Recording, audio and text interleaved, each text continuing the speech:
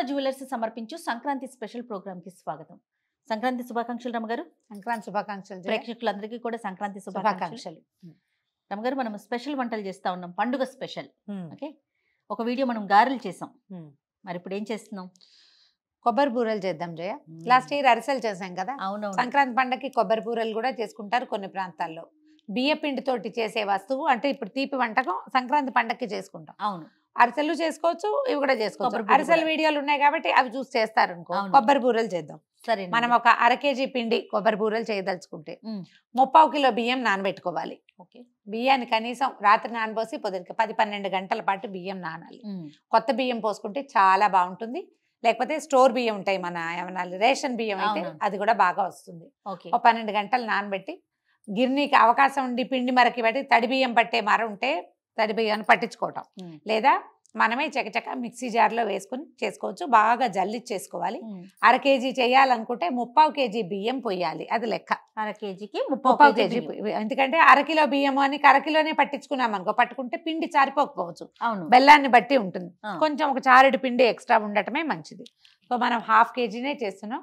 ఈ 1/2 kg బియ్యానికి ఒక 1/4 కిలో కంటే ఎక్కువ, మామూలుగా కేజీ బియ్యానికి మనం 1/2 kg కంటే ఎక్కువ 3/4 కిలో దాకా 700 గ్రాముల దాకా బెల్లం పోస్తాం. అంతే, కేజీ లెక్క ఉండదు, తక్కువ పడుతుంది. దీనికి లెక్క ఏంటంటే 1/2 kgకి ఒక 300-325 గ్రాముల బెల్లం. ముందు ఏం చేద్దామంటే బెల్లం సన్నగా తరిగి పెట్టాము. బెల్లాన్ని కొంచెం కరగబెట్టుకుందాము. పాకం పడతాం కదా. అవునండి. కరిగి ఇందులో ఉన్న ఇసుకని తీయకపోతే అది పంటి కింద పడే అవకాశం ఉంది. ఒక గ్లాస్ నీళ్ళు పోసే ఇందులో. పర్వాలా, మనం కాస్త నీళ్ళు పోస్తే పాకం పట్టుకుంటాం కదా. కరిగి ఎండిపోయి చాలు. చాలు. బెల్లం ఒకసారి కరగనిచ్చి వడపోసుకుని పాకం పట్టుకుందాము. అలాగే, నేను పిండి పట్టించేసినట్లున్నారు కదా. పిండి పట్టించేసాం. పిండి పట్టడము, మిక్సీ జార్ పెట్టడం మీకు చూపించలేదు కానీ పిండి గిర్నీలో పట్టించేసాము. పట్టించిన పిండి అయినా మీరు మిక్సీలో పట్టుకున్న పిండి అయినా జల్లించుకోవటమే మంచిది. జల్లించి పిండిని దగ్గరగా చేర్చి ఏదైనా టవల్ కానీ పెద్ద మూత ఏదైనా పెట్టేస్తే పిండి ఆరిపోకుండా ఉంటుంది. తడి పిండే దీనికి ఇంపార్టెంట్. అవునండి. ఇప్పుడు కొబ్బరి లెక్క 1 kgకి ఒక పెద్ద కొబ్బరికాయ పడుతుంది. మనం 1/2 kg పిండి చేస్తున్నాం కాబట్టి ఒక చిప్ప కొబ్బరి కోరి పక్కన పెట్టుకోండి. కాసిన ఏలక్కాయలు పొడి కొట్టి పెట్టుకుందాము. ఇదిగోండి, మనం కొబ్బరి కోరేసుకున్నాము. అడుగును కూడా తీసేసాము, అది బ్లాక్ ది కూడా. కూరంతో కోరితే అడుగు నలుపు రాకుండా ఉంటుంది. కూరం అవకాశం లేకపోతే మిక్సీలో వేసేసుకోండి. ఒక 1/2 kg, అదే అరకాయ కొబ్బరి, తర్వాత ఒక 10 ఏలకులు పొడి చేసి పెట్టుకోవటం. ఏలకుల పొడి కూడా చేయించేసాం. కొంచెం నెయ్యి నూనె దగ్గర పెట్టుకోండి. అంతే, ఒక 3 స్పూన్ల నెయ్యి. మామూలు మన నూనె కోపాలు పక్కనే ఉంటాయి కదా, అది పక్కన పెట్టుకుంటే సరిపోతుంది. కొంచెం నెయ్యి నూనె అవసరపడతాయి. పాకం దగ్గర పడుతుంది జయ, చూడండి. అవును గారు, నురుగు వస్తుంది. ఇది ఎట్లా అంటే నీరు పళ్ళెం పెట్టుకుని అందులో చెక్ చేసుకోవాలి. ఇప్పుడు చూడు, పరిగెత్తి పారిపోతుంది.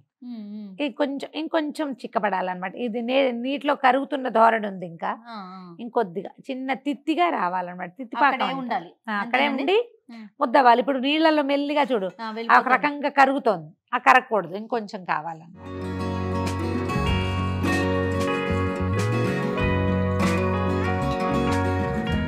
ఈ పాకం రావడానికి ఇది గుర్తు నురుగే. అంతేనండి, అది నురుగు కరెక్ట్గా వస్తుంది. చూడు ఇప్పుడు ఈసారి చూడు, కొంచెం తిత్తి దగ్గరకు వచ్చింది. ఇట్లా రావాలి తిత్తి, చూడు లేస్తోంది. అట్లా ఉంటే సరిపోతుంది. టంగు పాకం అక్కర్లేదన్నమాట. అదేనండి. దీంట్లో ఏం చేద్దామంటే ఇప్పుడు మనం రెడీగా కోరి పెట్టుకున్నాం కదా, కొబ్బరి వేసేద్దాం.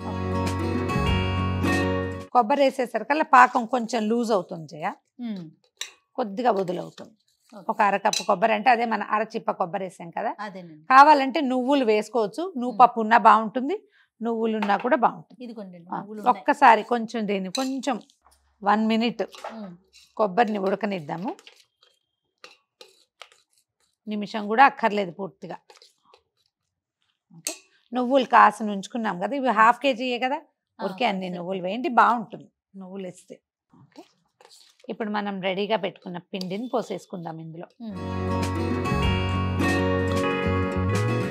ఏలక పొడి వేద్దాము. ఒక 6-7 ఏలక్కాయలని కొట్టి మిక్సీ చేసుకున్నాము. మిక్సీ చేయటం అంటే పొడి చేసాము, దాన్ని పంచదార వేసి పొడి చేస్తే మెత్తగా అవుతాయి. బియ్య పిండి పోసుకుందామా? అలాగే నమ్మగారు. పిండి పోసాము.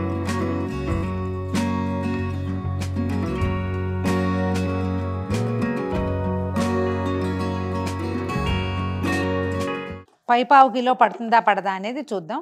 ఒకసారి నా చేతికి నీకు దూరంగా పర్వాలా, అది పెద్ద గిన్నె కదా, అందుకని కరగబెట్టేటప్పుడు పాత్రలు పెద్దవి పెట్టుకుంటే మనకి వీలుగా ఉంటుంది అన్నమాట. బియ్యాన్ని బట్టి, బెల్లాన్ని బట్టి, పాకాన్ని బట్టి పాకము ఒక్కొక్కసారి బెల్లం తడిపి పడేసరికల్లా వదులు వచ్చేస్తుంది, కొన్ని బెల్లాలని నమ్మలేమన్నమాట. అడుగున అంటకుండా చూడు, ఒక ఉండభావకంగా కనపడుతుంది చూడు, మనం ఇలా దగ్గర తీస్తుంటే బాగుంది. ఇప్పుడు ఒక 3 స్పూన్లు 2 స్పూన్ల నెయ్యి ఇందులో, ఇంకొంచెం కమ్మని వాసన వస్తుంది, బాగుంటుంది ఇది. సరిపోయింది. అడుగు ఏమైనా అంటుతుందేమో చూసుకుని కదిపేసేసి స్టవ్ ఆపేద్దాము. దీంట్లో ఏం చేద్దామంటే ఇంకొంచెం నూనె కూడా వేసుకుందాం పైన, ఇది డ్రై అయిపోకుండా మనం ఒత్తేటప్పుడు పల్చగా చక్కగా స్ప్రెడ్ అవ్వడానికి వీలుగా అన్నమాట. 2 స్పూన్లు నూనె వేస్తే చాలండి. నూనె వేసి దీన్ని మూత పెట్టి పక్కన పెట్టేసేయండి. ఇది చల్లారనివ్వాలి, పూర్తిగా చల్లారిపోయాక అప్పుడు మనం ఉండలు చేసుకోవటం, ఆ పచ్చలు ఒత్తుకోవటం, నూనెలో వేసుకోవటం. కొంచెం నూనె చేసుకుంటూ మనం అరిసెలు ఎట్లా ఒత్తుకుంటాము, కాకపోతే అరిసెల్లాగా అదిగో తేలు వస్తుంది చూడదు పైకి, వేగంగానే పైకి వచ్చేస్తుంది. దాన్ని ఒక్కసారి తిరగేస్తే సరిపోతుంది అంతే.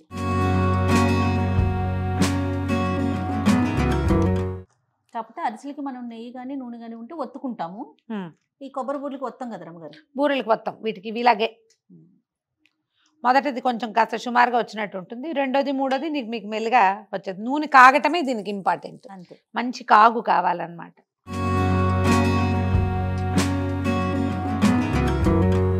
ఇద్దరుంటే ఒకళ్ళు వేయటం ఒకళ్ళు తీయటానికి బాగుంటుంది. మనం గుంట మూకుడు పెట్టాం కానీ వెడల్పాటి మూకుళ్ళు పెడతారు చేయ వీటికి, ఓ పక్క నుంచి వేసుకుంటూ ఇంకో పక్క నుంచి తీసుకుంటూ ఉంటారు. తీసి చక్కగా కలర్ వచ్చింది చూడు, అదే దాని రంగు. ఇంకొంచెం నూనె ఓడిపోవాలన్నమాట.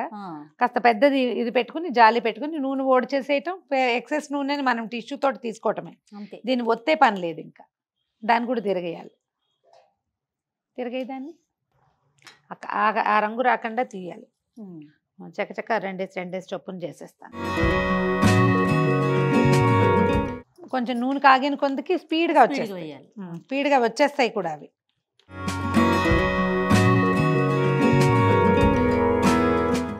ఈ కలర్ చాలు కదా రమ్మగారు? చాలు. కొంచెంసేపు అయితే ఇంకొంచెం బెల్లాన్ని బట్టి కూడా కొన్ని బెల్లాలకి మంచి ముదురు రంగు వస్తుంది జయ. రమ్మగారు చక్కగా వచ్చినాయి కదా, బ్రహ్మాండంగా వస్తాయి జయ. నీకు ఫస్ట్ టైం చేసిన అరిసెలు పాడవుతాయేమో గానీ ఈ బూరెలు ఏం చెడవు, అదే వచ్చేస్తాయి. కొంచెం కలర్ అంటే బెల్లాన్ని బట్టి అంటారా? ముదురు, అది కూడా కాకుండా మనం తెల్లగా తీసిన పిండి వేగదు, కొంచెం ముదురు రంగు రావాలి. మనం తీసిన దానికంటే ఆరాక ఇంకొంచెం ముదురుతుంది రంగు, కాస్త ముదురు రంగులోనే ఉంటాయి కొబ్బరి బూరెలు. అదే నిలవ ఉంటాయి జయ, చక్కగా. అవును, నిలవ ఉంటాయి, రుచిగా ఉంటాయి. సో సంక్రాంతి స్పెషల్ కొబ్బరి బూరెలు మీరంతా కూడా తప్పకుండా ట్రై చేయండి. మరి ప్రేక్షకులకు ఇంకొకసారి సంక్రాంతి శుభాకాంక్షలు చెప్పేద్దామండి. తప్పకుండా అండి. మళ్ళీ ఒకసారి వంటకం గురించి చెప్దాం. చెప్పండి. ఫస్ట్ టైం ట్రై చేసినా చక్కగా వస్తాయండి. పొడి పిండి మాత్రం వేయదు, తడిపిండి వేసుకోండి. నేను చెప్పిన కొలత కరెక్ట్గా యథాతథంగా ఏం చెప్పానో అదే చేస్తే ఎక్సలెంట్గా వస్తాయి. ఎంత బాగా కుదురుతాయో చక్కగా 4-5 రోజుల పాటు నిలబెట్టుకుని డబ్బాలు పెట్టుకుని తినచ్చు. ట్రై చేసి చూడండి తప్పకుండా. సో ప్రేక్షకులందరికీ మరొక్కసారి సంక్రాంతి శుభాకాంక్షలు.